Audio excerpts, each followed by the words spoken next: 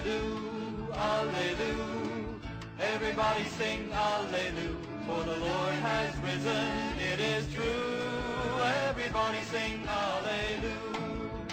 30 years he walked the land. Alleluia, Alleluia. To all in need he lent his hand. Alleluia, Alleluia, Alleluia. Everybody sing Welcome to the Ascent of Mount Carmel YouTube channel. This is a playlist devoted to a discussion and an analysis of the Second Vatican Council. We're working our way through history toward the 20th century. In the last installment, we discussed Pope Honorius I.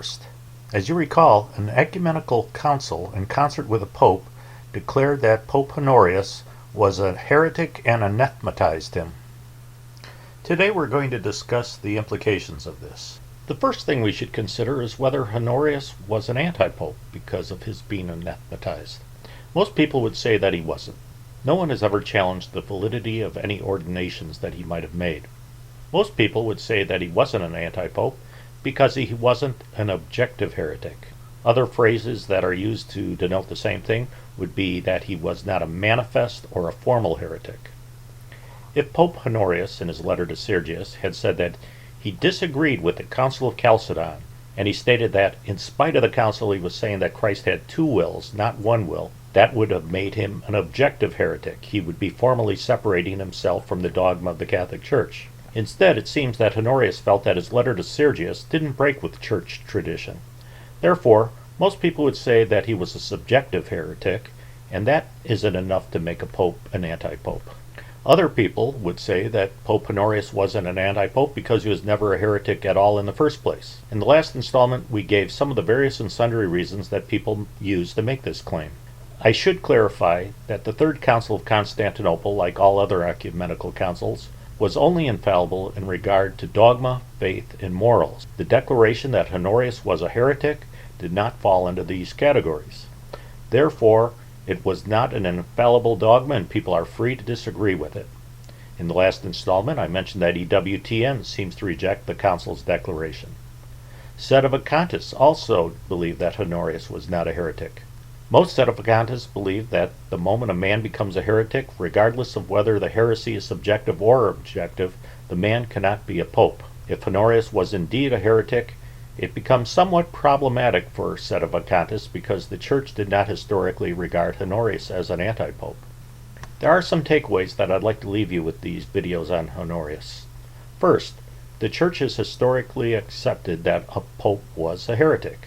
Not only was Honorius declared as such by the Sixth Ecumenical Council, as we discussed in the last installment, but he was also included in the lists of anathematized heretics by both the Seventh and Eighth Ecumenical Councils as well. Number two, the Church has historically accepted the fact that a man who is validly elected as a pope can become a heretic. Number three, the Church has always accepted that the ordinations made by Honorius were valid. Also, no one seems to have suggested that when he celebrated the Mass that it was not valid. Number four, another important takeaway is that this was really a big deal at the time. It was a top priority of the Byzantine emperors to try to reunite the Coptic Church and the other breakaway churches with the Universal Church, and several emperors saw monothelitism as a vehicle for doing so. This controversy painfully lingered for 43 years before it was resolved. Though the dogma of the Church remained pure, more than a generation of people lived through a period where the Church was tainted by heresy. Number five, another takeaway is that what Pope Honorius wrote to Sergius was incorrect. Now, anyone who followed the Pope's advice cut themselves off from the body of Christ, and this is evidenced by the fact that all these people who followed Honorius' advice were excommunicated along with Honorius. Now, the final takeaway is actually a homework assignment. I humbly ask that you meditate upon this. If a pope ever gives you heretical advice, what should you do?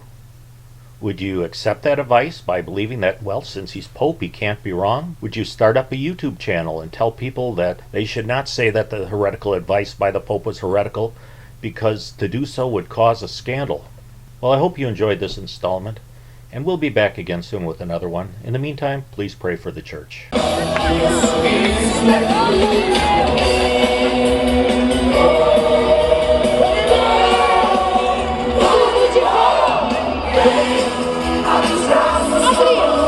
Abri!